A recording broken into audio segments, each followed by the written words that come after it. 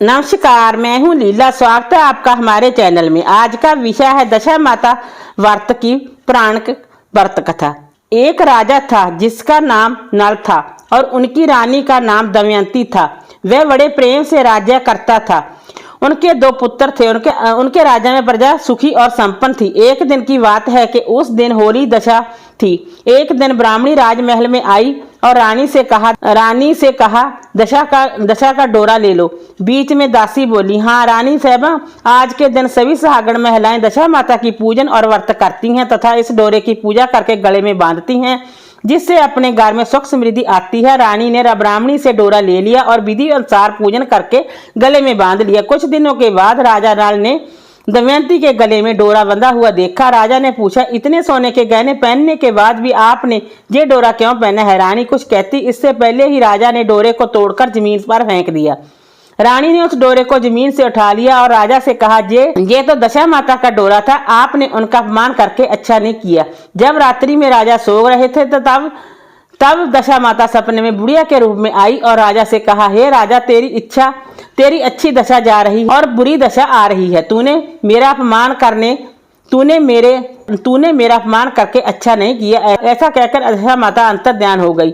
अब जैसे तैसे दिन बीतते के वैसे वैसे कुछ ही दिनों में राजा के ठाठ बाट, हाथी घोड़े, लाभ लश्कर, दान धान्य, सुख शांति सब कुछ नष्ट होने लगे। अब तो भूखे मरने का समय तक आ गया। एक दिन राजा ने दमयंती से कहा, तुम अपने दोनों बच्चों को लेकर अपने मायके चली जाओ। रानी ने कहा, मैं आपको छोड़कर कहीं नहीं जाऊंगी। जिस प्रकार आप रहेंगे उसी प्रकार मैं भी आपके साथ रहूंगी। तब राजा ने कहा, अपने देश को छोड़कर दूसरे देश में चलें, वहां जो भी काम मिल जाएगा वही काम कर लेंगे। इस प्रकार नल दमयंती अपने देश को छोड़कर चल दिए। चलते चलते रास्ते में भील राजा का महल दिखाई दिया। वहां राजा ने अपने दोनों बच्चों को अमानत के तौर पर छोड़ दिया। आगे चले तो रास्ते में राजा के मित्र का गांव आया। राजा ने रानी से कहा, चलो हमारे मित्र के घर चले। मित्र के घर पहुंचने पर उनका खूब आदर सत्कार हुआ और पकवान बनाकर भोजन कराया। मित्र ने अपने शयन कक्ष में सुलाया। उसी कमरे में मोर की आकृति की खूंटी पर मित्र की पत्नी का हीरों जड़ा कीमती हार टंगा था। मध्य रात्रि में रानी की नींद खुली तो उन्होंने देखा कि वह बेजान खूंटी हार को निगल रही है। यह देखकर रानी ने तुरंत राजा को जगाकर कहा और दोनों ने विचार किया कि सुबह होने पर मित्र के पूछने पर क्या जवाब देंगे।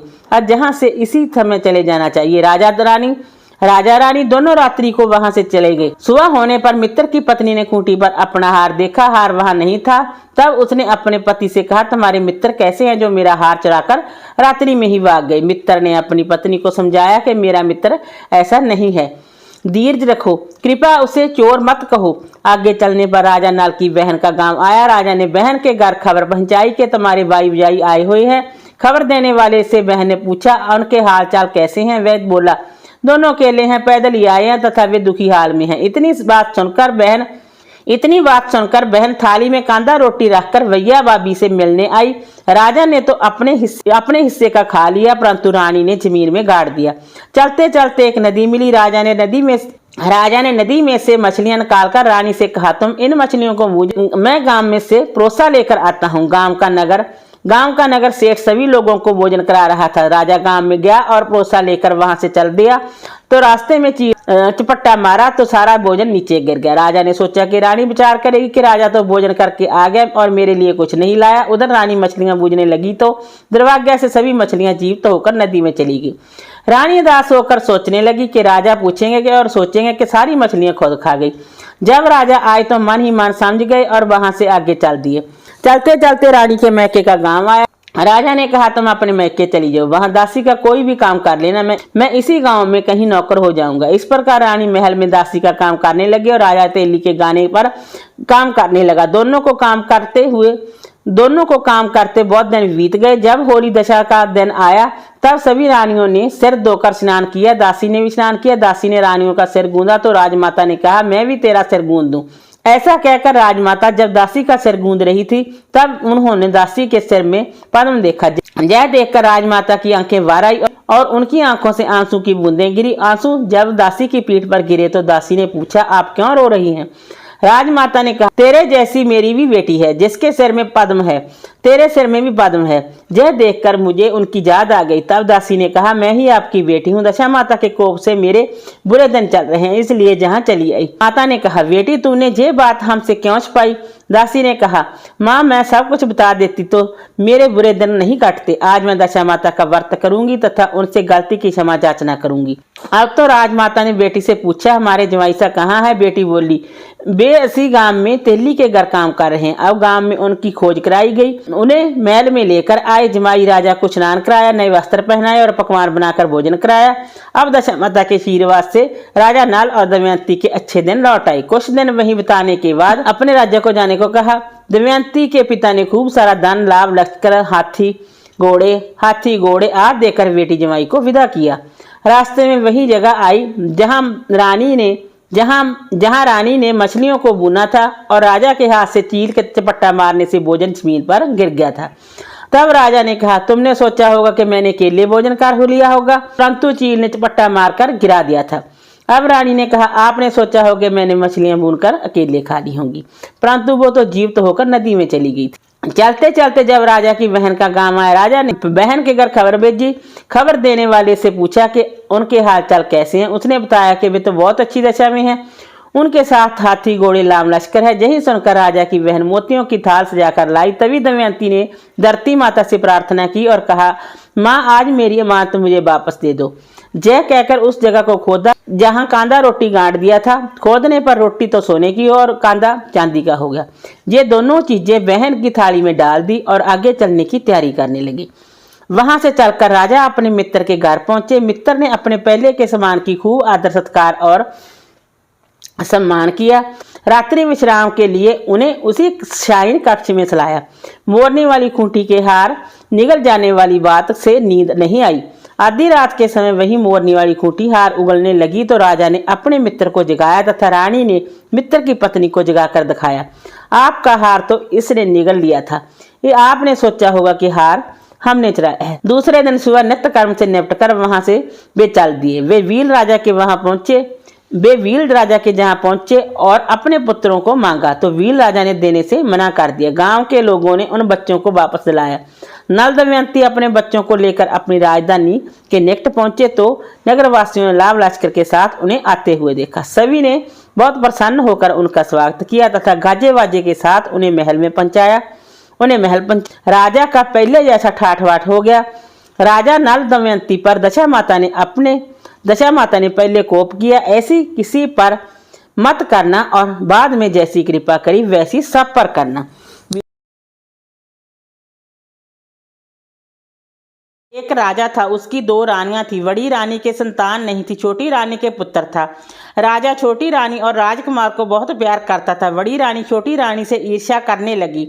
बड़ी रानी राजकुमार के प्राण हर लेना चाहती थी। एक दिन राजकुमार खेलता खेलता बड़ी रानी के चौक में चला गया। बड़ी रानी ने राजकुमार के गले में एक काला सांप डाल दिया। छोटी रानी दशा माता का व्रत करती थी। राजकुमार दशा माता का ही दिया हुआ था। दशा माता की कृपा से राजकुमार के गले में सांप बिना नुकसान पहुंचाए चला गया। दूसरे दिन बड़ी रानी ने लड्डुओं में जहर मिलाकर राजकुमार को खाने के लिए दिया। राजकुमार जैसे ही लड्डू खाने लगा तो दशा माता एक दासी का रूप धारण कर आई और राजकुमार के हाथ से लड्डू छीन लिए। बड़ी रानी का जे वार भी खाली गया। रानी को बड़ी चिंता होने लगी। रानी को बड़ी चिंता हुई कि किसी भी तरह से राजकुमार को मारना है। तीसरे दिन जब राजकुमार फिर बड़ी रानी के आंगन में खेलने गया तो रानी ने उसे पकड़कर गहरे कुएं में धकेल दिया। क्योंकि कुआं बड़ी रानी के आंगन में बना था, इसलिए किसी को भी पता नहीं चला कि राजकुमार कहाँ गया। लेकिन जैसे ही बड़ी रानी ने राजकुमार को कुएं में धकेला तो दशा माता ने उसे बीच में ही रोक लिया। इधर दोपहर हो जाने पर राजकुमार के ना लौटने पर राजा व छोटी रानी को चिंता सताने लगी। राजकुमार को भी इस बात की चिंता हुई, दशा माता को भी इस बात की चिंता हुई राजकुमार को उसके माता पिता के पास किस प्रकार पहुंचाया जाए। राजकुमार को तलाश करने वाली कर्मचारी निराश होकर बैठ गई। राजा व छोटी रानी पुत्र के शोक में रोने लगे। तब दशा माता ने भिखारी का रूप धारण किया और राजकुमार को गले से लगाए राजद्वार पर पहुंची। वह राजकुमार को एक वस्त्र में छिपाए हुए भिक्षा मांगने लगी। सिपाहियों ने उसे धुतकार कर कहा, तुझे भिक्षा की पड़ी है और जहाँ राजकुमार खो गया है। सारे लोग दुखी हैं और चिंता से व्याकुल हो रहे हैं। इस बार दशा माता बोली, भाइयों, पुण्य का प्रभाव बड़ा ही विचित्र होता है। यदि मुझे भिक्षा मिल जाए तो संभव है कि खोआ हुआ राजकुमार तुम लोगों को मिल जाए। ये कहकर वह देरी पर पैर रखने लगी। सिपाहियों ने उन्हें आगे बढ़ने से रोका। उसी समय दशा माता ने बालक का पैर बस्तर से बाहर कर दिया। सिपाहियों ने समझा कि कुंवर उसके हाथों में है, इसलिए उसे अंदर जाने दिया। दशा माता कुंवर को लिए हुए भीतर चली गई। उसने राजकुमार को चौक में छोड़ दिया और वापस चली गई। परंतु रानी ने दशा माता रूपी बुखार को देख लिया था। उसने कहा कि खड़ी रहो, और कौन हो तुम? तुमने 3 दिन मेरे बेटे को छिपा कर रखा था। तुमने ऐसा क्यों किया? तुम्हें मेरे इस प्रश्न का उत्तर देना होगा। दशा माता उसी समय ठहर गई। उन्होंने बताया कि मैं तुम्हारे पुत्र की चोरी करने वाली नहीं हूँ। मैं तो तुम्हारी आराध्या देवी दशा माता हूँ। मैं तुम्हें सचेत करने आई हूँ कि बड़ी रानी तुमसे ईर्ष्या रखती है। वह तुम्हारे पुत्र के प्राण हर लेना चाहती है। एक बार उसने तुम्हारे पुत्र के गले में काला सांप डाला था, जिसे मैंने भगाया। दूसरी बार उसने इसे विष के लड्डू खाने को दिए थे, जिन्हें मैंने उसके हाथों से छीन लिए थे। इस बार उसने तुम्हारे राजकुमार को अपने आंगन के कुएं में धकेल दिया था, और मैंने इस बीच में ही रोक कर रक्षा की। इस समय मैं बखारन के वेश में तुम्हें सचेत करने आई हूँ। ये सुनकर छोटी रानी दशा माता के पैरों में गिरकर क्षमा मांगने लगी। छोटी रानी विनती भाव से बोली, जैसी कृपा आपने मुझ पर दर्शन देकर की है, मैं चाहती हूँ कि आप सदैव इस महल में निवास करें। मुझसे जो सेवा पूजा होगी मैं करूँगी। इस बार दशा माता बोली कि मैं किसी के घर में नहीं रहती। जो श्रद्धा पूर्वक मेरा ध्यान स्मरण करता है, मैं उसी के हृदय में निवास करती हूँ। मैंने तुम्हें साक्षात दर्शन दिए हैं, इसलिए तुम सहागणों को बुलाकर उन्हें यथाविधि आदर सत्कार के साथ भोजन कराओ, और नगर में डोरा पटवा दो कि सभी लोग मेरा डोरा ले और व्रत करें। इतना कहकर दशा माता अंतर्ध्यान हो गई। रानी ने अपने राज्य की सौभाग्यवती स्त्रियों को निमंत्रण देकर बुलाया और उपटन से लेकर शिरोभूषण श्रृंगार कर उनकी यथाविधि सेवा कर भोजन करवाया, और दक्षिणा में गहने आदि देकर विदा किया। रानी ने अपने राज्य में डोरा पटवा दिया कि अब से सब लोग दशा माता का डोरा लिया करें। वीडियो एक समय की बात है, एक ब्राह्मणी थी। उसको दशा माता का इष्ट था। उसका प्रतिदिन का नियम था कि जो कोई भी उसके दरवाजे पे कुछ मांगने आता, उसे वह कुछ ना कुछ जरूर देती। वह किसी को भी अपने घर से खाली हाथ जाने नहीं देती थी। जो आटा मांगता था उसे वो आटा देती थी, जो अन्न मांगता था उसे वो अन्न देती थी। ब्राह्मणी के आंगन में एक पीपल का पेड़ भी था, जिसकी वह प्रतिदिन पूजा करती थी। उस समय सतयुग चल रहा था। दशा माता ने विचार करा, देखूं तो सही जे कितने सत पे चलती है। तो दशा माता एक हंस का रूप धरकर उसके घर पधारे और आंगन में लंबी लंबी गर्दन करके घूमने लगे। ब्राह्मणी ने गेहूं के दाने डाले, वो हंस ने नहीं खाए। मक्की के दाने डाले, वो भी नहीं खाए। ब्राह्मणी ने ज्वार के दाने डाले, वो भी नहीं खाए। उस समय सतयुग चल रहा था। तो हंस ने बोलकर कहा कि हंस चुगे तो मोती चुगे, वरना भूखा ही रह जाए। तब तो फिर ब्राह्मणी के घर में जो पैसे थे वो देकर दुकान से मोती ले आई और हंस को मोती चुगाए, और हंस तो मोती चुग कर चला गया। दूसरे दिन जब हंस तो आकर बोले कि हंस चुगे तो मोती चुगे, वरना भूखा ही रहे। तो फिर ब्राह्मणी अपने जेवर बेचकर दुकान से मोती खरीद कर लाई और हंस को चुगाए। हंस तो मोती चुग कर चला गया। तीसरा दिन होते ही जब वह हंस वापस आया तो ब्राह्मणी परेशान हो गई कि अब मैं मोती कहाँ से लाऊंगी। ब्राह्मणी अपना घर गिरवी रखकर मोती खरीद कर लाई और हंस को चुगाए। उस दिन ब्राह्मणी को नींद भी नहीं आई कि कल जब हंस आएगा तो मोती कहाँ से लाऊंगी। चौथा दिन होते ही हंस तो आ गया। फिर ब्राह्मणी अपनी बेटी को सेठ के जहाँ नौकरानी के रूप में रखने की बात करके सेठ से पैसे लेकर आई। ब्राह्मणी बोलती है कि कल से मैं अपनी बेटी को आपके घर नौकरानी के रूप में भेज दूंगी। फिर ब्राह्मणी उन पैसों से मोती लेकर आई और हंस को जगाए। रात को ब्राह्मणी सोचती है कैसे मैं अपनी बेटी को नौकरानी के रूप में सेठ के घर भेज दूं। लोग क्या सोचेंगे कि हमने अपनी बेटी को नौकरानी बना लिया। तो ब्राह्मणी बोलती है कि अपन सवेरा होने से पहले जहाँ से चले जाते हैं अपनी बेटी को नौकरानी नहीं बना सकते। वो लोग अंधेरे में ही निकलने लगे। उस समय पीपल परमेश्वर तो झरने लगे और नीचे गिरे हुए पत्ते तो बेशुमार कीमती मोती बन गए। तब ब्राह्मण ने कहा कि मेरे पैरों में कुछ चुभ रहा है, जरा दीप को तो लाना, देखते हैं क्या है। वो क्या देखते हैं कि आंगन में तो मोती ही मोती बिखरे पड़े हैं। ब्राह्मणी ने सारे मोती अवेर कर अपने पास रख लिए और बोली कि वह सुबह होते ही थोड़े मोती देकर सेठ जी के पैसे चुका दूंगी। वो सेठ जी को बोलती है कि आपका ब्याज समेत सब उधार चुका दिया है। दशा माता जी की कृपा से ब्राह्मणी का सब दरिद्र दूर हो गया और उसके सब आनंद हो गया। सेठ की लड़की ने उन बेशुमार कीमती मोतियों की माला बनवाकर पहन ली। सेठ की लड़की के राजा की लड़की से दोस्ती थी। राजकुमारी ने बोला कि ऐसी बेशुमार और सुंदर मोती तेरे पास कैसे आए।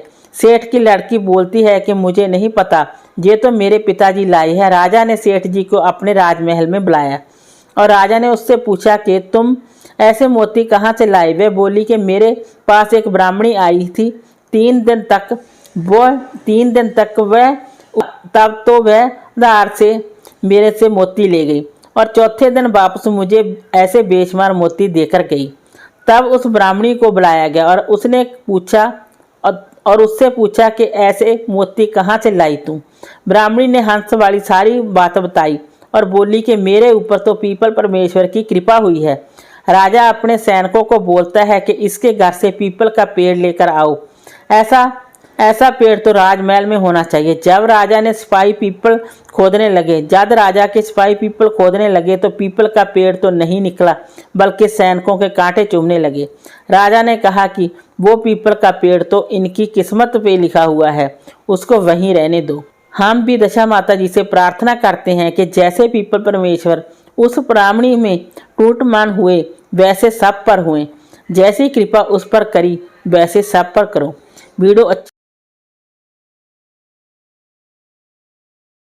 है। दशा माता की चौथी कहानी। एक साहूकार था, उसके परिवार में 5 पुत्र, उनकी बहुएं तथा एक पुत्री थी। पुत्री का विवाह हो चुका था परंतु उसका गौना नहीं हुआ था। इस कारण वे भी अपने माता पिता के घर में रह रही थी। एक दिन साहूकार की पत्नी दशा माता का डोरा ले रही थी। उसकी बहुएं ने भी डोरे लिए। बहुएं ने अपनी सास से पूछा, क्या नंद के लिए डोरा लेना? सास ने कहा हाँ। इस पर बहुएं ने कहा कि उनकी तो विदाई होने वाली है, यदि व्रत से पहले ही विदा हो गई तब क्या होगा? सास ने उत्तर दिया, मैं व्रत का सारा सामान साथ में रख दूंगी, वह अपने ससुराल में पूजा कर लेगी। ऐसा ही हुआ। उसके ससुराल से लेने उसका पति आ गया। माँ ने बेटी को विधि पूर्वक विदा किया और उसकी पालकी में पूजा का सब सामान रखवा दिया। लड़की जब अपने ससुराल पहुंची तो उसे घर के आंगन में गलीचा बिछाकर बैठाया गया। आस पड़ोस की महिलाएं नई बहू को देखने आने लगी। सभी उसकी सुंदरता और गहने कपड़ों की तारीफ करने लगे। किसी की निगाह उसके गले में बंधे डोरे पर पड़ गई। वह बोली, बहू की माँ तो बड़ी टोटके वाली है। सबकी निगाहें उसकी बात सुनकर उसके गले में पड़ी डोरे पर पड़ी। सभी स्त्रियां डोरे के बारे में अपनी अपनी राय प्रकट करने लगी। शाम को सास, नंद, देवरानी, जेठानी, घर की सभी स्त्रियां भी उस डोरे की चर्चा करने लगी। सब डोरे की निंदा कर रही थी। सुबह से शाम तक डोरे के बारे में सुनते सुनते बहू का दिमाग खराब हो गया। उसने डोरे को गले से उतार कर जलती हुई आग में डाल दिया। डोरे के जलते ही सारे घर में आग लग, घर में रखा सब धन धान्य जल गया। सब आदमी अपने प्राण बचाकर घर से बाहर भागे। अब घर में केवल नई बहू और उसका पति रह गया, बाकी सब भाग गए थे। घर का सारा सामान जल गया था। घर में अब न खाने को अन्न था और ना ही पहनने के लिए वस्त्र बचे थे। इसलिए दोनों पति पत्नी गांव छोड़कर रोजगार खोजने चल दिए। चलते चलते वे उसी गांव में पहुंच गए जहां की वह लड़की थी। लड़की ने अपने पति से कहा, तुम जहां वाड़ जोको और मैं भी कोई काम ढूंढती हूँ। पत्नी का कहना मानकर वह बाढ़ जोकने लगा और सम्या एक कुएं पर जाकर बैठ गई। उस कुएं पर सारे गांव की स्त्रियां पानी भरने आया करती थी। उस लड़की की भाभियां उस कुएं पर पानी भरने आई परंतु उन्होंने अपनी नंद को नहीं पहचाना। वे उससे बोली, तुम तो किसी भले घर की लड़की मालूम होती हो, कुछ काम करना चाहती हो तो बोलो। लड़की बोली, काम तो करूंगी परंतु कोई नीच काम नहीं करूंगी। बड़ी भाभी बोली, हमारी नंद ससुराल चली गई है, तुम हमारे बच्चों की देखभाल करती रहना और हमारे घर से सीधा लेकर अपना भोजन बना लिया करना। लड़की इस काम के लिए राजी हो गई। लड़की की भाभियां अपने घर आई और सास से बोली, कुबे पर एक अनाथ लड़की बैठी है, वह हमारे घर रहने और बच्चों की देखभाल करने को राजी है, आप कहो तो उसे रख लें। सास ने कहा, खुशी से रख लो, परंतु आपसे मैं कला कलेश मत करना। सब बहुएं राजी हो गई। वे वापस कुबे पर आई और उसे घर ले आई। वह अपने भतीजे और भतीजियों की देखभाल करने लगी और अपना जीवन निर्वाह करने लगी। एक दिन दशा माता का डोरा लेने का अवसर आया। सास के कहने पर सब बहुओं ने डोरा लिया। बहुओं ने सास से पूछा कि क्या इस लड़की के लिए भी डोरा लेना है? सास ने कहा, हाँ। बहुओं ने कहा, इसी प्रकार आपने नंद जी के लिए भी डोरा लिया था, परंतु पूजा से पहले ही उनकी विदाई हो गई। आप इस लड़की को डोरा दिलाना चाहती हो? यदि ये पूजा से पहले चली गई तो क्या होगा? सास बोली, तुम्हारी ननद ने अपने घर जाकर पूजा की होगी, ये लड़की पूजा होने तक इसी घर पर रहेगी तो अपने आप पूजा में शामिल हो जाएगी, और यदि कहीं चली गई तो वह घर पर ही पूजा कर लेगी। सर्वसम्मति से लड़की ने भी दशा माता का डोरा ले लिया। 9 दिन तक वह दशा माता की कहानी तथा व्रत पूजन में शामिल होती रही। 10वें दिन लड़की की माता व बहुओं ने सर से स्नान किया और घर में चौका लगाया तथा पूजन की सारी तैयारी करने लगी।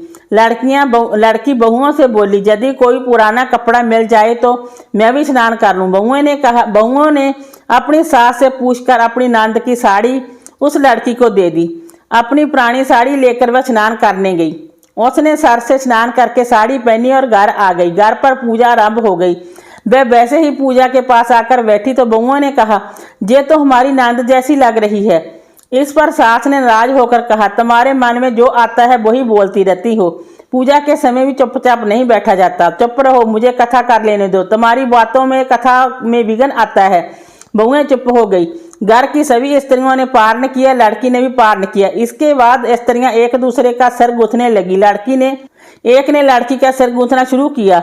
वह बोली कि जैसे गूंथ सिर में है वैसी गूंथ हमारी नंद के सिर में भी थी। सास नाराज होकर बोली, तुम मेरी बेटी की तुलना इससे क्यों कर रही हो? सास ने बहू को तो डांट दिया, परंतु उसकी बात मन में घर कर गई। उसने लड़की से कहा, आज रात मेरे पास सोना। रात तो जब बहुएं सो गई तो उसने लड़की से पूछा, तुम्हारे पियर में कभी कोई था?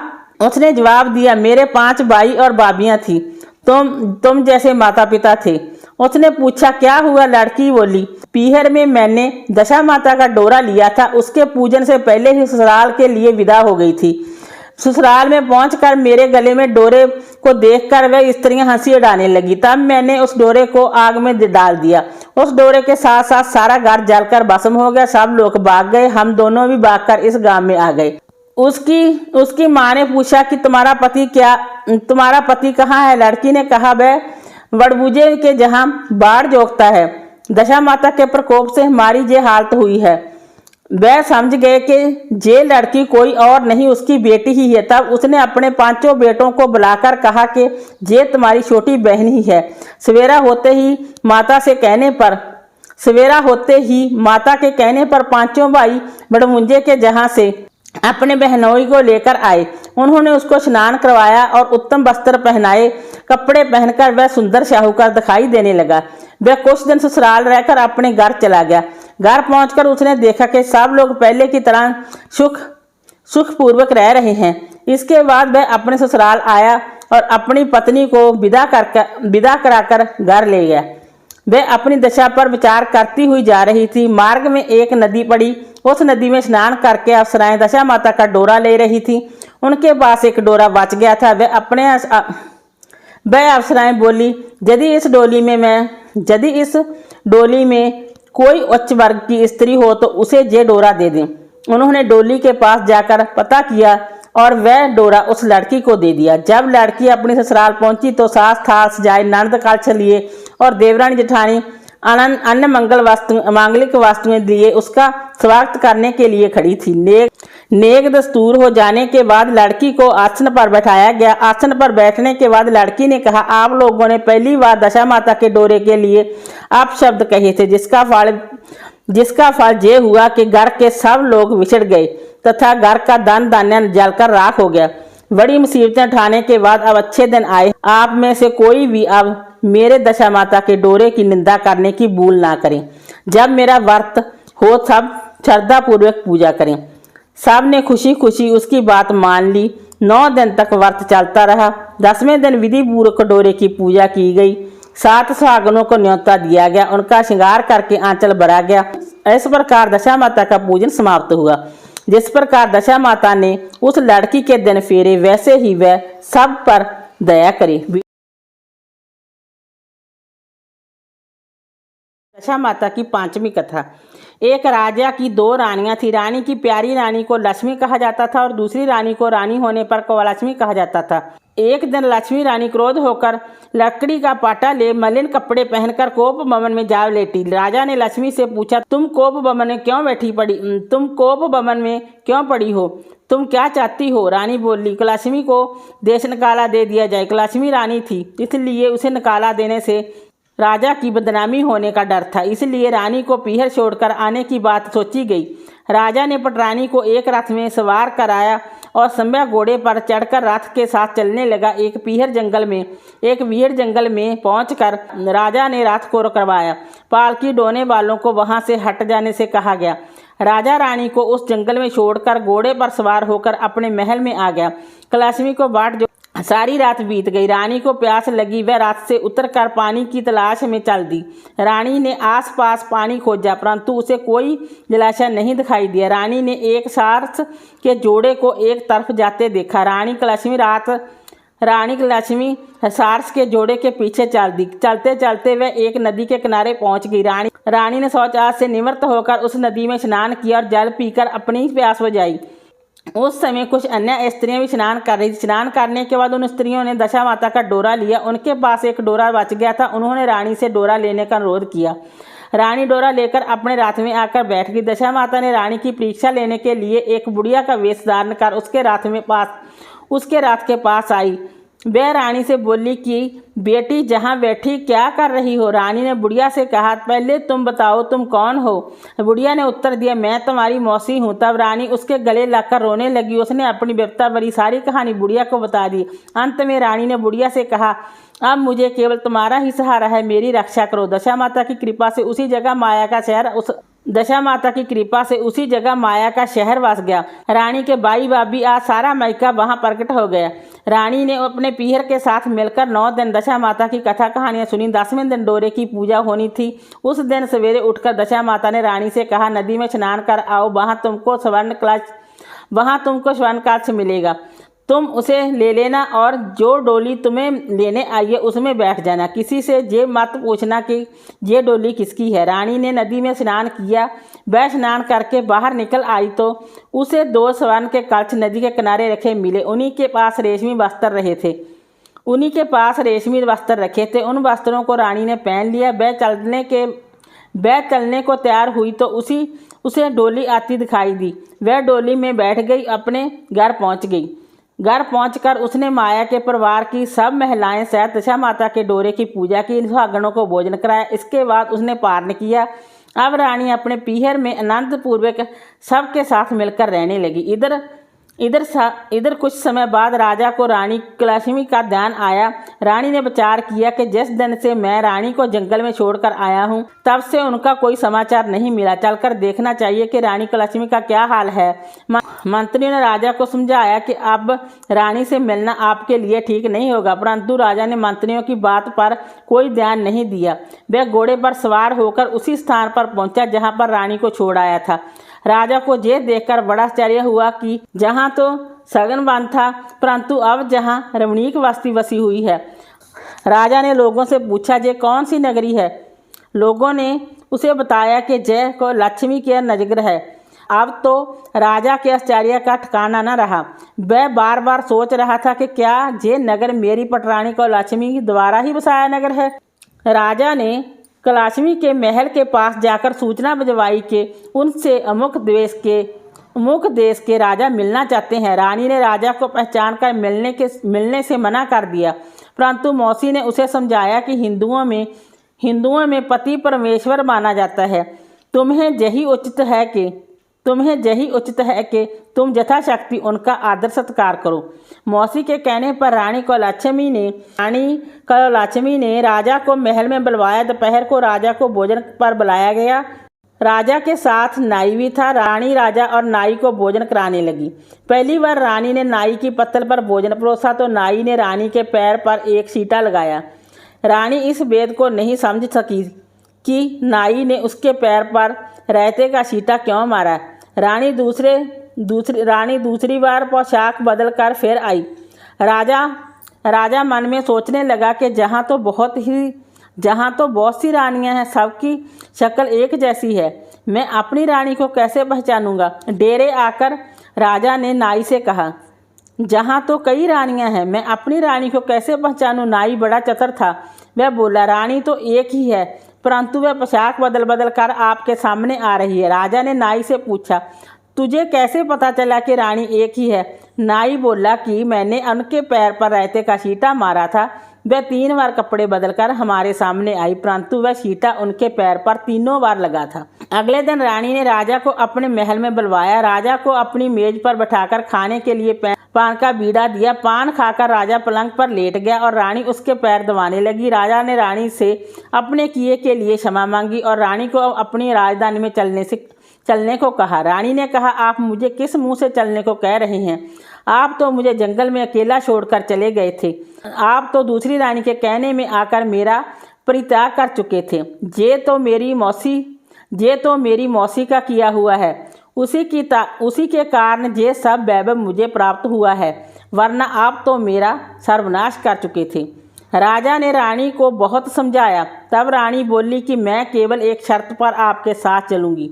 आप मेरी मौसी से वरदान मांगेंगे कि जय नगरी आपकी राजधानी के पास पहुंचा दें, जिससे जब मेरा मन चाहे आपके पास रहूं और जब जी चाहे तो मौसी के दिए महल में जाऊं।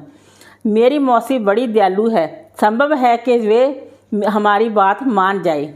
राजा ने दशा माता मौसी से प्रार्थना की। मौसी ने राजा की बात मानकर दोनों शहरों को पास पास स्थापित कर दिया, मानो एक दूसरे के ही बाग हो। राजा ने दशा माता की कृपा का फल जानकर शहर में ढिंढोरा पिटवाया कि उसकी प्रजा दशा माता की पूजा किया करे। भगवती दशा माता ने जिस प्रकार कौलाचमी पर दया की, वैसे ही सब पर दया करे, वैसे ही दया सब जनों पर करे। वीडियो नमस्कार, मैं हूँ लीला। स्वागत है आपका हमारे चैनल में। आज का विषय है दशा माता व्रत कथा। एक समय की बात है, एक ब्राह्मण ब्राह्मणी होते हैं, उनके कोई संतान नहीं होती है। ब्राह्मणी होली के बाद से 10 दिनों तक दशा माता की कहानियां सुनती थी और 10वें दिन दशा माता की पूजा करती थी। दशा माता की कृपा से उसके एक लड़की हुई। कुछ समय पश्चात ब्राह्मणी मर गई। ब्राह्मण बस्ती में भिक्षा मांगने जाता था। वह अपनी बेटी को बोलकर जाया करता था कि खिचड़ी बना लेना, सब्जी बना लेना। उनके घर के सामने एक कुम्हारन रहती थी। कुम्हारन ने सोचा कि इस ब्राह्मण की पत्नी नहीं है तो मैं इससे शादी कर लूं। इसलिए कुम्हारन क्या करती कि ब्राह्मण की बेटी सब्जी खिचड़ी जो भी बनाया करती, उसमें कुम्हारन कंकर डालकर चली जाया करती। ब्राह्मण जब भोजन करने बैठता तो उसके मुंह में कंकर आते। वह अपनी बेटी को बोलता कि बेटी अच्छी तरह से साफ नहीं करती क्या, मुंह में कंकर आते हैं। उसकी बेटी बोलती, पिताजी मैं तो अच्छी तरह से साफ करके ही बनाती हूँ। एक दिन जब ब्राह्मण के घर भोजन बन रहा था तो वह दरवाजे के पीछे छिप गया। वह क्या देखता है कि उसके घर खाना बनाने के बाद कुम्हारन आई और खिचड़ी में कंकर डालकर जाने लगी। वह जैसे ही जाने लगी, ब्राह्मण ने उसको पकड़ लिया और उससे पूछा कि तुम प्रतिदिन हमारे भोजन में कंकर क्यों डालती हैं। कुम्हारन बोलती है कि तुमसे शादी करना चाहती हूँ। ब्राह्मण कहता है कि मैं तो ब्राह्मण हूँ, तू कुम्हारन हूँ, शादी कैसे हो सकती है, या शादी नहीं हो सकती। परंतु कुम्हारन को जबरदस्ती ब्राह्मण के घर आकर रहने लग गई। कुम्हारन के एक कानी लड़की थी। ब्राह्मण की लड़की को कुम्हारन खाने को पूरा नहीं देती थी, उसको मारती थी और उससे बहुत काम करवाती और बोलती थी कि सारे दिन बैठती रहती हैं, कुछ काम कर। और वह ब्राह्मण की लड़की को पास आस पड़ोस के गाय भैंस को जंगल में चराने भेज दिया करती। कुम्हार गोबर की रोटी बनाकर और उस पर थोड़ा सा आटा लगा देती और ये रोटी ब्राह्मण की लड़की को खाने के लिए देती थी। तो फिर वह लड़की भूखे मरती थी। वह लड़की दशा माता की दी हुई थी। तो एक दिन जब उधर से दशा माता पधारे तो उन्होंने उसकी ऐसी हालत देखी तो उन्हें उस पर बहुत दया आ गई। उन्होंने उसे एक डंडा दिया और बोले कि ये गाय के सींग में बांधना, तेरे खाना और पानी दोनों आ जाएगा। ब्राह्मण की लड़की प्रतिदिन जंगल में जाती और फिर खाना खा लेती और पानी पी लेती। इस प्रकार से करते करते ब्राह्मण की लड़की की हालत वापस सुधर गई। ब्राह्मण की लड़की की सुधरी हुई हालत देखकर कुम्हार को बहुत मिर्ची लगी। एक दिन सौतेली माँ ने अपनी कानी बेटी को भी उसके साथ जंगल भेजा। सौतेली माँ ने कानी बेटी को बोला कि तू देख कर आना कि इसको कौन खाना खिलाता है जो इसकी हालत इतनी अच्छी हो गई।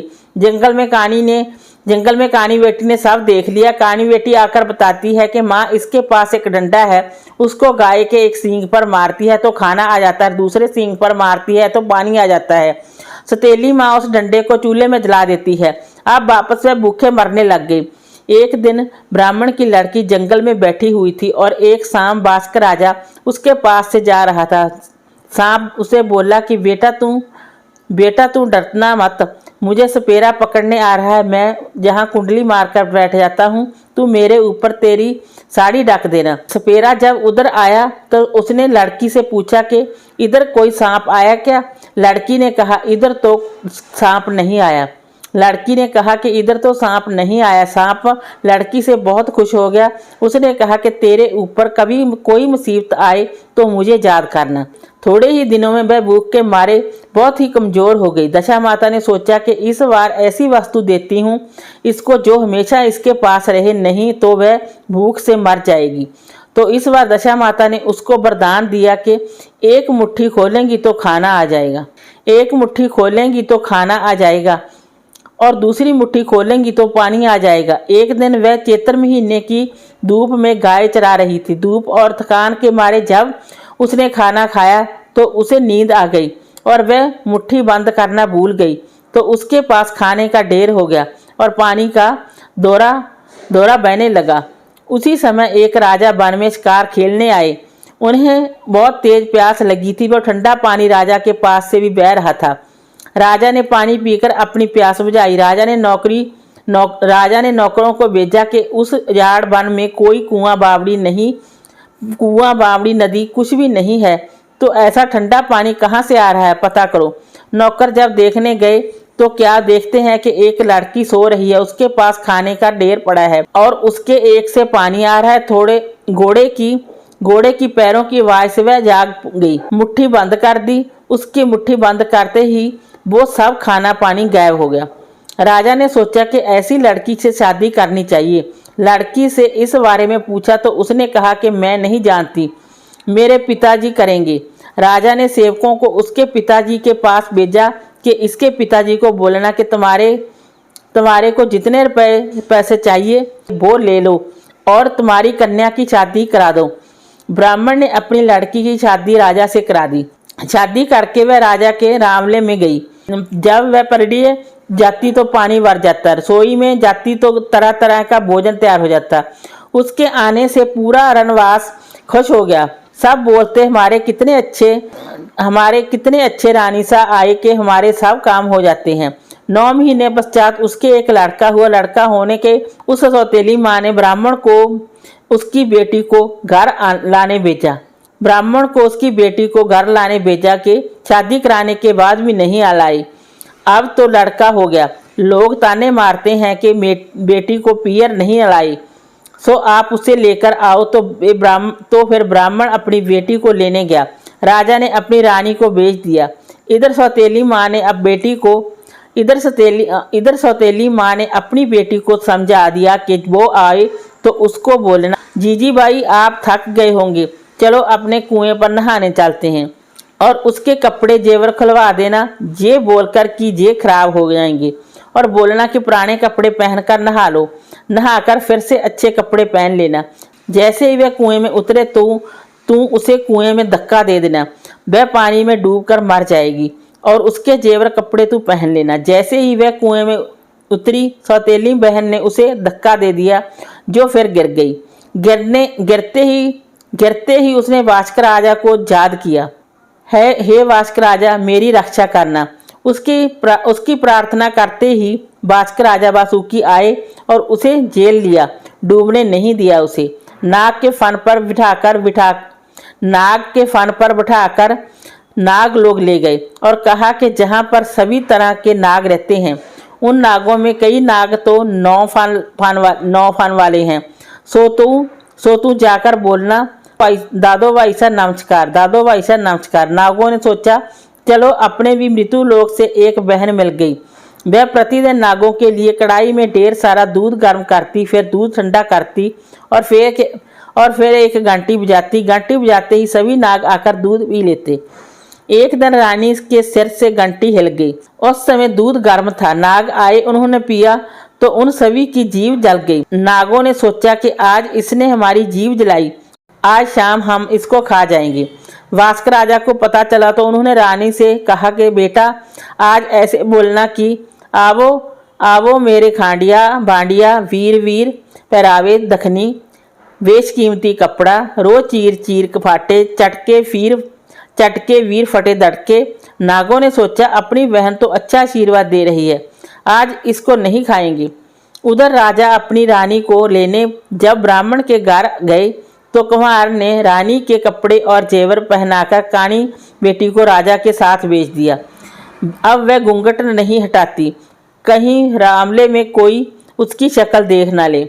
दासियों ने उसे कहा, रानी सा पंडेरे पधारो, तो उसने कहा, क्या करूं, पानी भरूं। रानी सर रसोई में पधारो, तो उसने कहा क्या करूं, खाना बनाऊं। सब कहने लगे कि ये तो पहले वाली रानी सर नहीं है। राजा ने कहा कि एक गोणती लाकर एक तरफ इस कहानी को वरना और दूसरी तरफ बड़े बड़े पत्थर भरकर काले बैल के ऊपर रखकर इसके घर पर नीचे इसको डालकर ऊपर पत्थर डाल देना। सेवकों ने पूछा कि फला ब्राह्मण का घर कौन सा है। सेवक उसके घर पहुंचकर बोले, जहां डालो। कुम्हार तो बहुत खुश हो गई कि मेरी बेटी ने जाते ही मेरे लिए खूब माल भेजा है। परंतु जैसे ही उसने खोला, उससे उसकी बेटी निकली। बेटी को देखते ही वो बोली, ए बेटी कानी, तू तो कहीं नहीं समाई।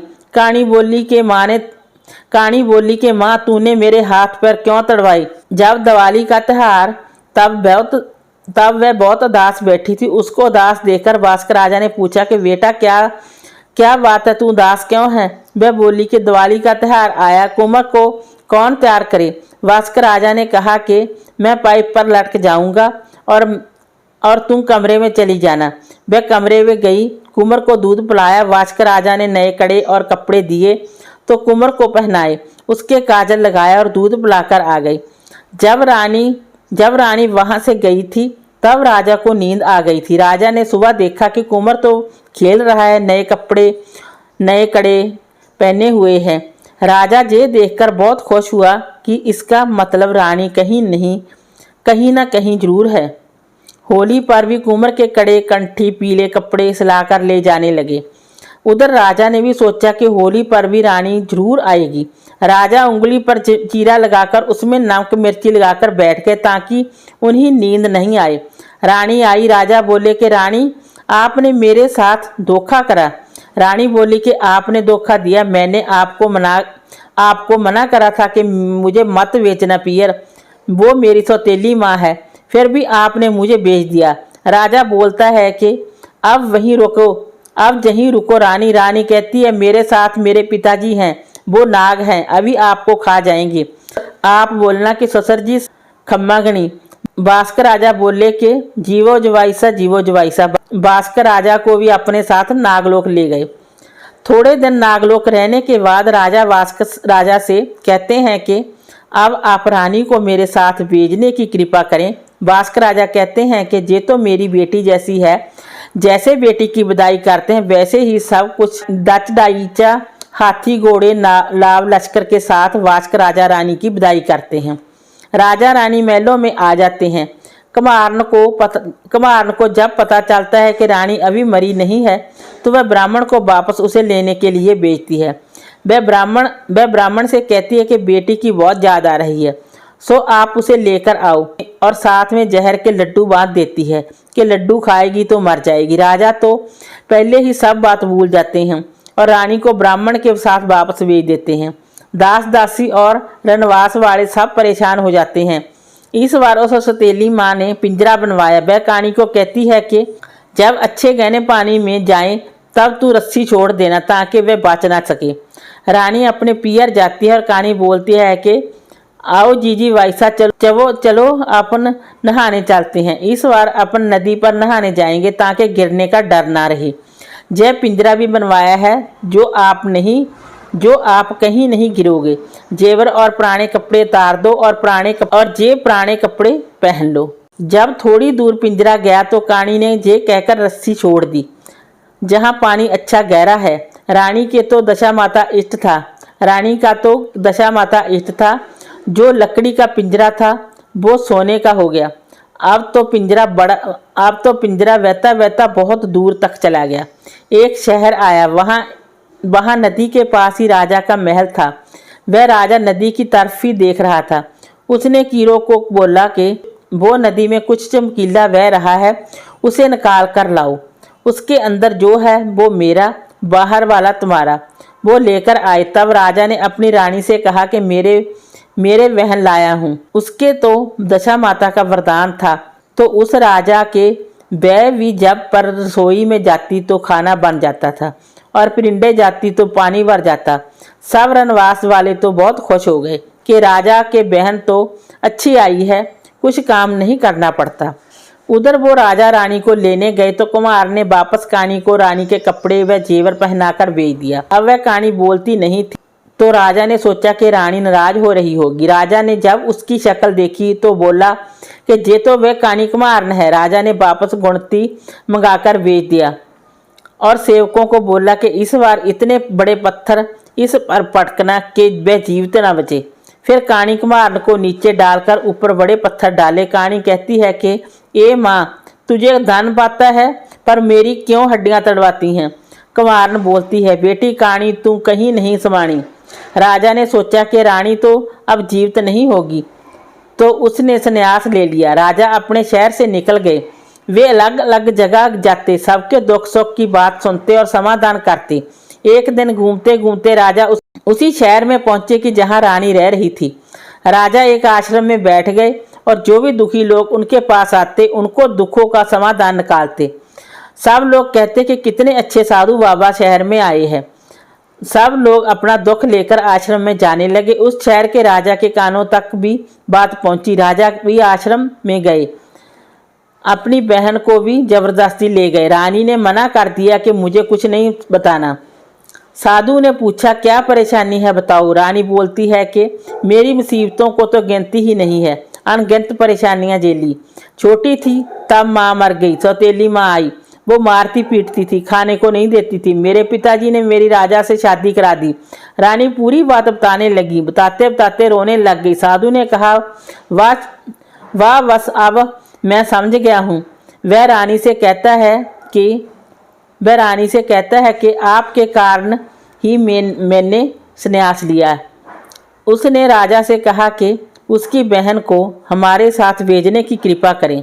राजा बोले, ऐसे कैसे भेजूं, ये तो हमारी प्यारी बहन है। हमारी बहन की विदाई तो हम ठाठ बाट से करेंगे। राजा ठाठ बाट से अपनी बहन की विदाई करते हैं। राजा रानी अपने महलों में आते हैं और शौकपूर्वक अपना जीवन व्यतीत करते हैं।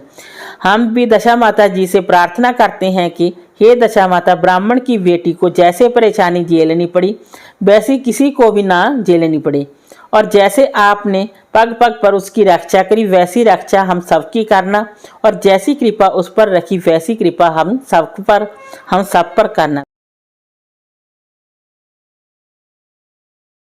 दशा माता व्रत कथा। एक समय की बात है, एक ब्राह्मणी थी।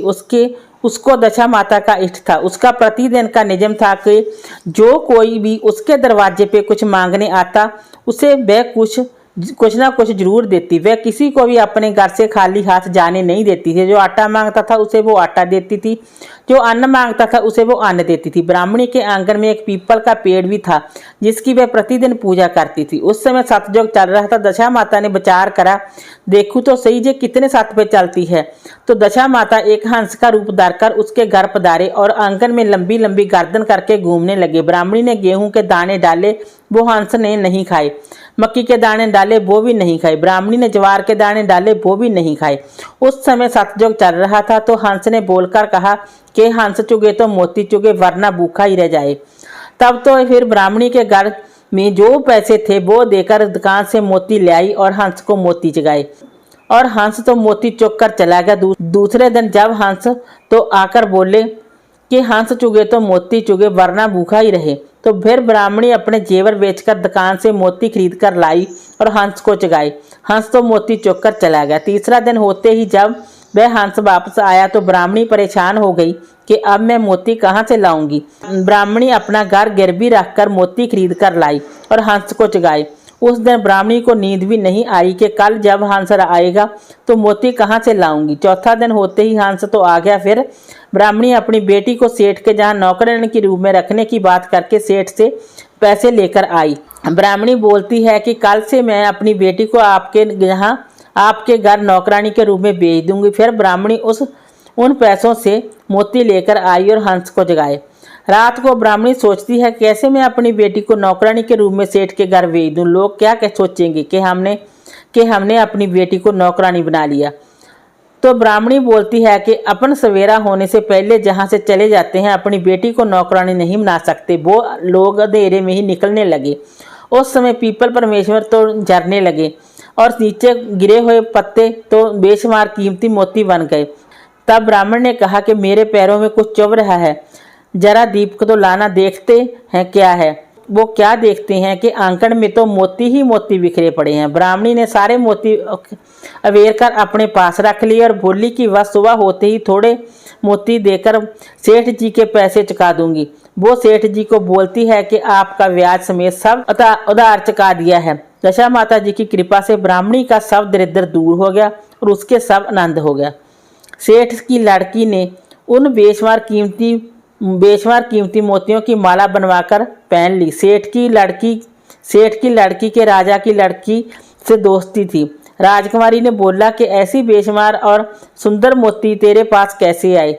सेठ की लड़की बोलती है कि मुझे नहीं पता, ये तो मेरे पिताजी लाए हैं। राजा ने सेठ जी को अपने राजमहल में बुलाया और राजा ने उससे पूछा कि तुम ऐसे मोती कहाँ से लाए। वह बोली कि मेरे पास एक ब्राह्मणी आई थी, 3 दिन तक वह तब तो वह धार से मेरे से मोती ले गई और चौथे दिन वापस मुझे ऐसे बेशुमार मोती देकर गई।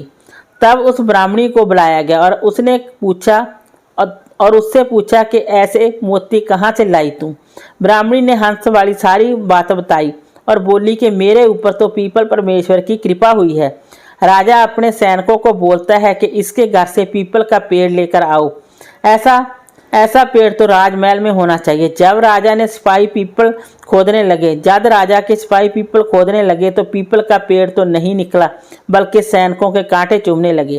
राजा ने कहा कि वो पीपल का पेड़ तो इनकी किस्मत पे लिखा हुआ है, उसको वहीं रहने दो। हम भी दशा माता जी से प्रार्थना करते हैं कि जैसे पीपल परमेश्वर उस ब्राह्मणी में टूटमान हुए वैसे सब पर हुए। जैसी कृपा उस पर करी वैसे सब पर करो। वीडियो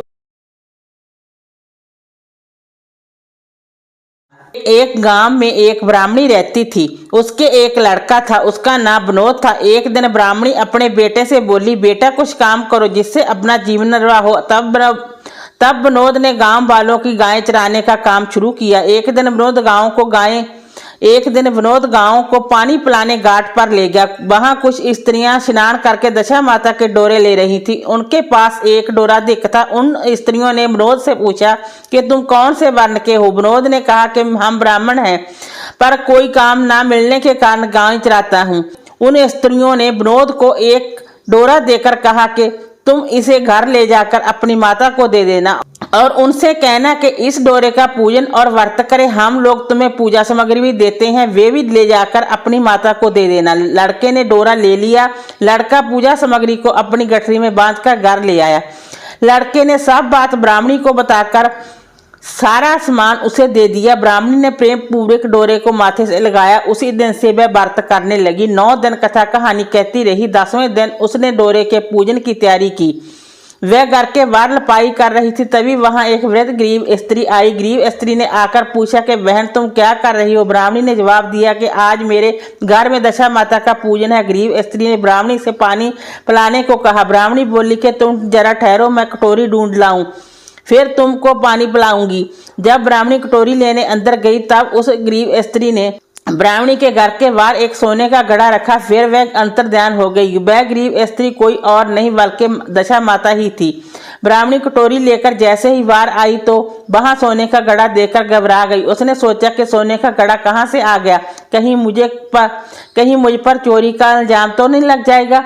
इसी चिंता में ब्राह्मणी उस गरीब स्त्री की खोज में बाहर निकली। तब तक उसका लड़का भी आ गया। ब्राह्मणी ने सारी बात अपने लड़के को बताई।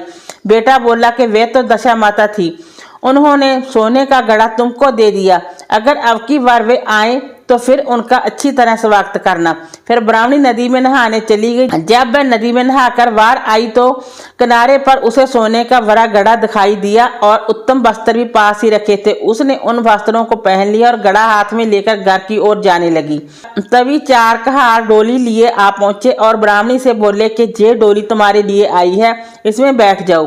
जब वह घर पहुंची तो देखती है कि उसकी टूटी फूटी झोपड़ी की जगह एक बड़ा महल खड़ा था। ब्राह्मणी ने महल के भीतर शारदा और भक्ति पूर्वक दशा माता के डोरे की पूजा की। फिर हाथ जोड़कर उसने दशा माता से वरदान मांगा, मेरे लड़के का विवाह हो जाए। कुछ दिनों बाद लड़के का विवाह हो गया।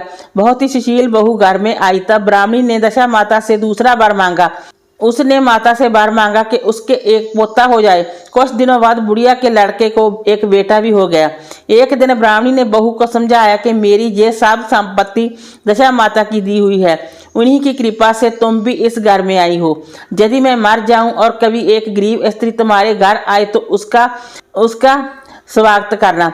यदि उसकी नाक वैसी हो तो उसे अपने आंचल से पोंछना।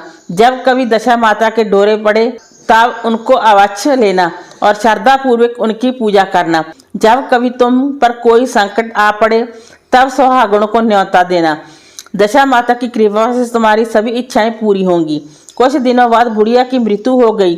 तब दशा माता ने सोचा कि चलकर देखना चाहिए कि अब बहू सास के वचनों का पालन करती है या नहीं। अब दशा माता एक बूढ़ी भिखारी का वेश धारण कर उनके घर आई। उन्हें देखते ही बहू उठकर खड़ी हो गई, पांव छुए और दंडवत प्रणाम किया। अपने बालक को उनकी गोदी में डाल दिया। बहू की ऐसी श्रद्धा भक्ति देखकर दशा माता ने बहू को आशीर्वाद दिया। दशा माता बोली कि तेरी धर्म वृद्धि हो, भगवान स्वयं तेरा भला करेंगे, तेरा भंडार प्रभु रहेगा। कभी किसी भी बात की चिंता तुझे नहीं रहेगी। जो इच्छा करोगी सो फल पाएगी। हे दशा माता, जैसी कृपा दृष्टि आपने ब्राह्मणी और उसकी बहू पर की वैसी ही सब भक्तों पर करना। वीडियो दशा माता व्रत की 9वीं कहानी। एक सास बहू थी।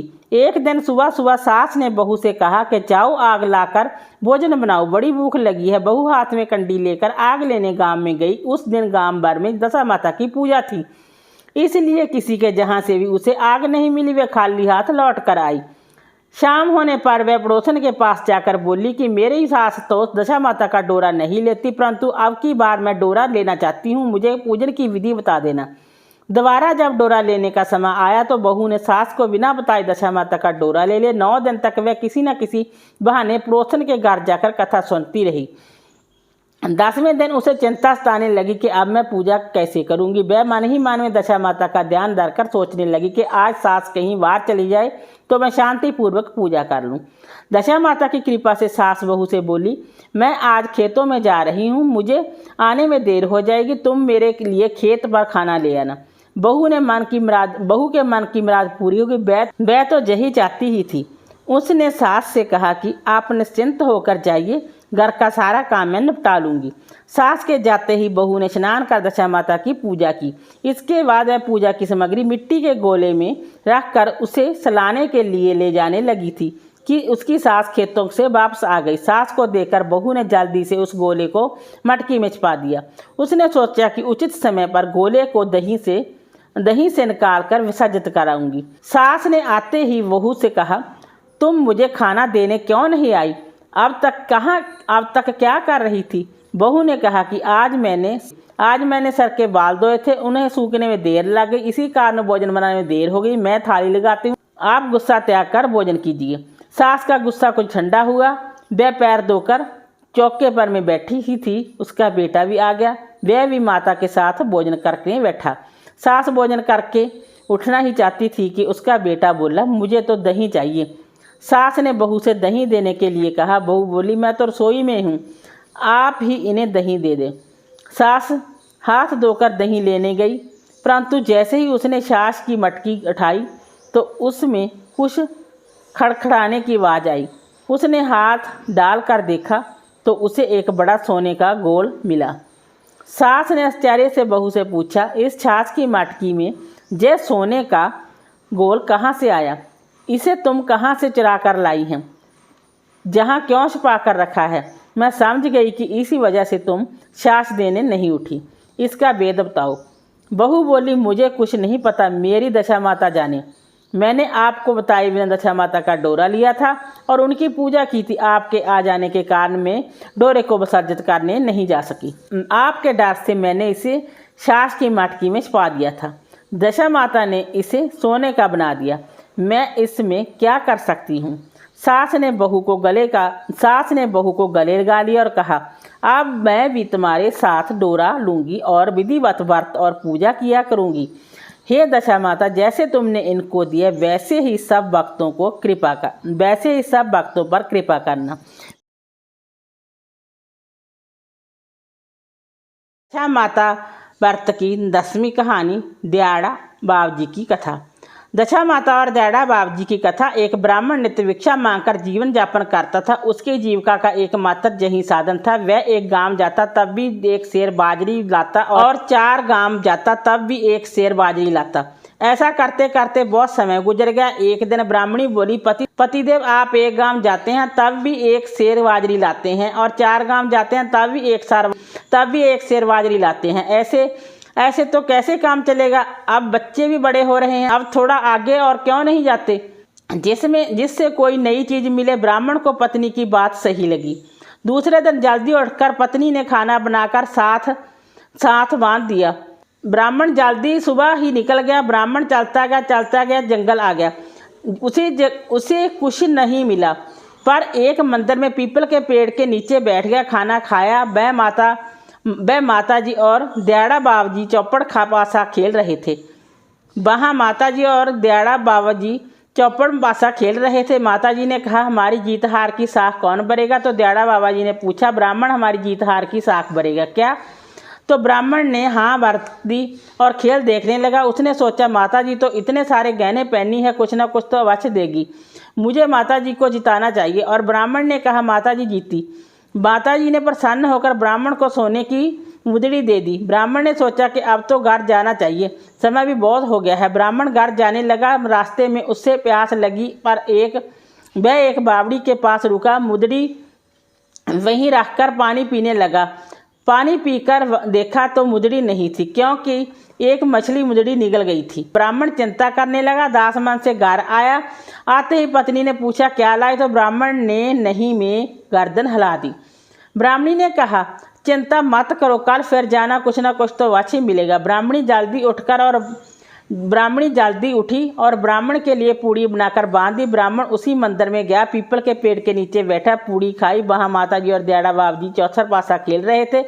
माताजी ने कहा, हमारी जीत हार की साख कौन भरेगा? तो दयाड़ा बाबाजी ने पूछा, ब्राह्मण, हमारी जीत हार की साख भरेगा क्या? तो ब्राह्मण ने हाँ भर दी और खेल देखने लगा। उसने सोचा, माताजी ने कल अंगूठी दी थी तो वो तो खो गई, पर माताजी आज भी कुछ तो देगी, मुझे माताजी को जिताना चाहिए। और ब्राह्मण ने कहा, माताजी जीती। माताजी ने प्रसन्न होकर ब्राह्मण को हीरे से जड़त कंगन दे दिए। ब्राह्मण ने सोचा आज तो मैं रास्ते में कहीं नहीं रुकता, सीधा घर जाऊंगा। ब्राह्मण घर पहुंचा। ब्राह्मणी पानी लाने गई हुई थी। ब्राह्मण ने कंगन चूल्हे के पीछे रखे और बाहर चौपाल पर चला गया। इतने में एक पड़ोसन चूल्हे की आग लेने आई। उसने देखा घर में कोई नहीं, वह चूल्हे के पीछे रखे कंगन भी ले गई। ब्राह्मणी पानी लेकर आए। ब्राह्मण भी आ गया।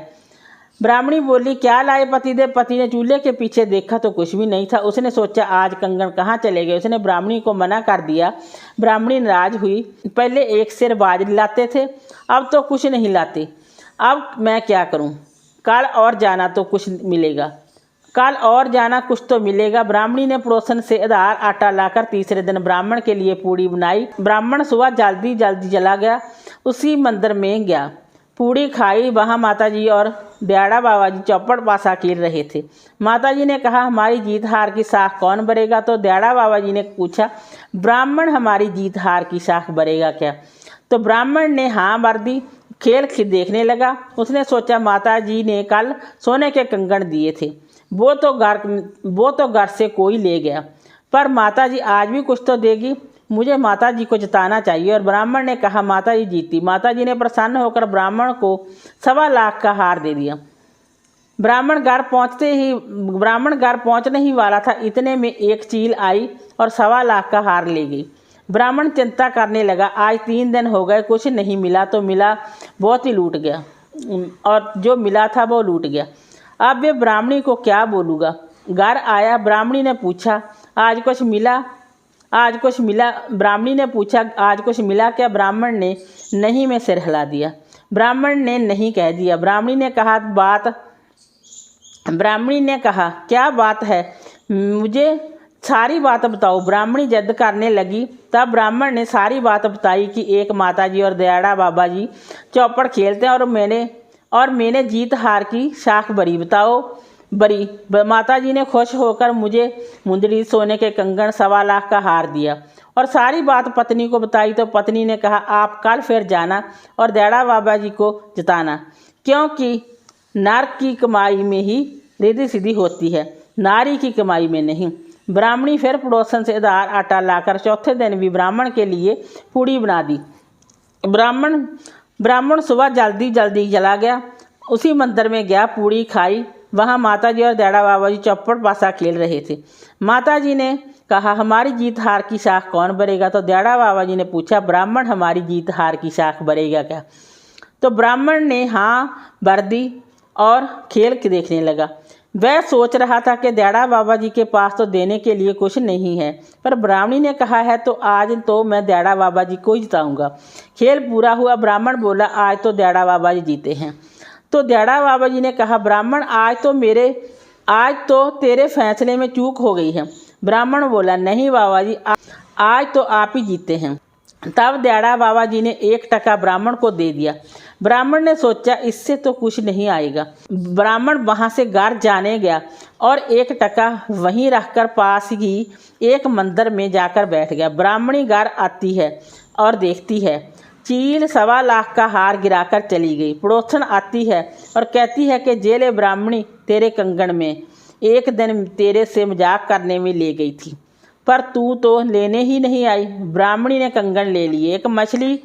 एक मछली वाली आई और मुंदरी दे गई। ब्राह्मणी कंगन बेच के बहुत सारे खाने पीने के सामान ले आई और लापसी चावल बनाकर बच्चों को बोली जाओ पिताजी को बुलाकर लाओ।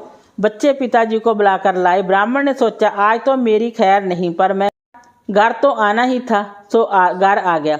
आकर देखता है जिस कोने में दयाड़ा साहब जी का दिया टका डाला था वहाँ हीरे मोती जगमगा रहे थे।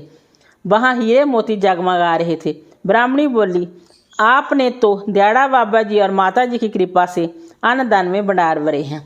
ब्राह्मणी बोली अपने तो दयाड़ा बाबा जी और माता जी की कृपा से अन्नदान के भंडार भरे हैं। ब्राह्मण परिवार सहित दयाड़ा बाबा जी व दशा माता का पूजन कर धन्यवाद किया। हे माता जी, दयाड़ा बाबा जी, जैसे आपने ब्राह्मणी के अन्नदान के भंडार भरे वैसे सबके वरना